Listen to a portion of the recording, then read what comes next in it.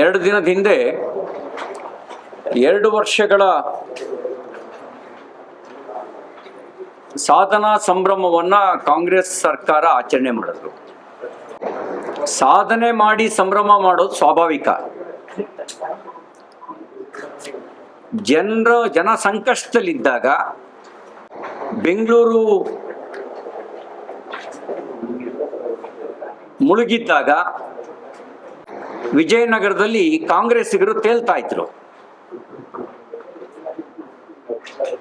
ನಾನು ಅವರಿಗೆ ತಮ್ಮ ಮೂಲಕ ಕೇಳಲಿಕ್ಕೆ ಬಯಸ್ತೇನೆ, ಯಾವುದು ಸಾಧನೆ? ಬೆಲೆ ಏರಿಕೆ ಸಾಧನೆನಾ? ಭ್ರಷ್ಟಾಚಾರ ನಿಮ್ಮ ಪಾಲಿಗೆ ಸಂಭ್ರಮ ಪಡುವ ಸಂಗತಿಯ?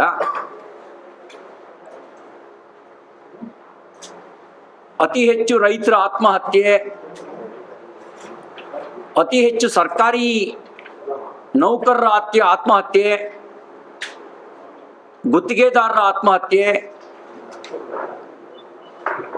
ದರೋಡೆ, ಕೊಲೆ, ಸುಲಿಗೆ,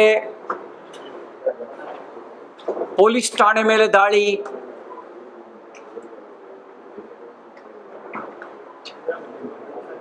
ಇವೆಲ್ಲ ಸಂಭ್ರಮ ಪಡುವ ಸಂಗತಿಗಳ?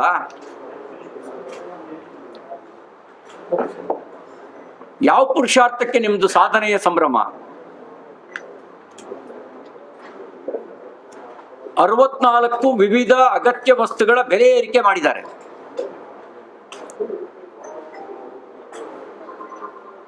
ಇದೆಲ್ಲ ಸಂಭ್ರಮ ಪಡುವ ಸಂಗತಿಯಾ?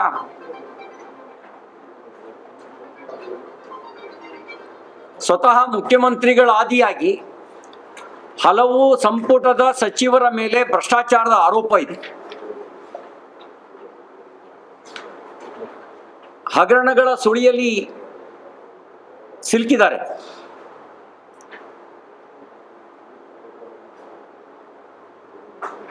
ಗುತ್ತಿಗೆದಾರರೇ ಆರೋಪ ಮಾಡಿದ್ದಾರೆ 60% ಸರ್ಕಾರ, ಇದು 60% ಸರ್ಕಾರ ಅಂತೇಳಿ. ಆಡು ಮುಟ್ಟದ ಸೊಪ್ಪಿಲ್ಲ ಅನ್ನೋ ರೀತಿಯಲ್ಲಿ ಮಾನ್ಯ ಮುಖ್ಯಮಂತ್ರಿ ಸಿದ್ದರಾಮಯ್ಯನವರ ಸರ್ಕಾರದಲ್ಲಿ ನಡೆದೇ ಇರುವ ಭ್ರಷ್ಟಾಚಾರವೇ ಇಲ್ಲ ಅನ್ನುವಷ್ಟು ಮಟ್ಟಿಗೆ ಭ್ರಷ್ಟಾಚಾರ ಜನಜನಿತವಾಗಿದೆ. ಯಾವ ಪುರುಷಾರ್ಥಕ್ಕೆ ನಿಮ್ಮ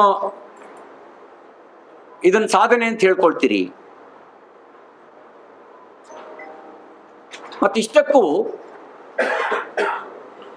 ಜನರ ತೆರಿಗೆ ಹಣ ಅದನ್ನು ಖರ್ಚು ಮಾಡಿ